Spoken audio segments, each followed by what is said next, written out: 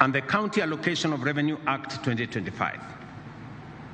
In line with Article 217 of the Constitution, these laws reinforce the principle of equitable revenue sharing among counties, guarantees fairness in the distribution of national resources, and empowers county assemblies to play their rightful role and clearly define the respective mandates of both national and county governments.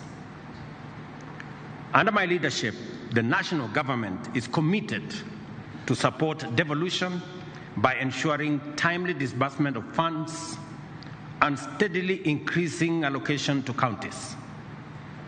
Under the Division of Revenue Act 2025, we have allocated an unprecedented $415 billion to counties. As chairman of the Council of Governors, FCPA Ahmed Abdullahi has affirmed nearly 30 billion shillings more than last year's 387 billion.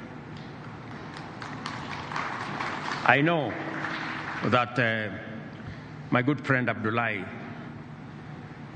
has urged that we should enhance allocation to counties, and I have committed that we will continuously do that.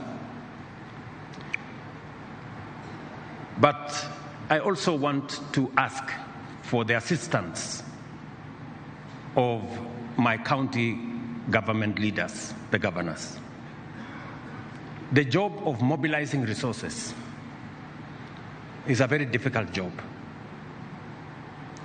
As I mobilize resources nationally, I also want you to work with me and to assist me to mobilize resources at the county. Don't leave the business of mobilizing resources to me, because in the process of trying to mobilize resources so that I can transfer more to the counties, I have acquired names, including Sakayo, and you know it. And I know no county governor wants to raise resources locally, although the law now exists for own source revenue. I would want to ask of you, governors, please, even as you urge me to transfer more resources because I have to mobilize, also look at the opportunity to mobilize resources locally. Even if you are called Sakayo at the county, it will not make any difference. It is still okay. Ladies and gentlemen, the Bill of Rights, enshrined in Chapter 4 of the Constitution, is the heart of our democratic order. It guarantees every Kenyan fundamental freedoms and socio-economic rights, including the right to education,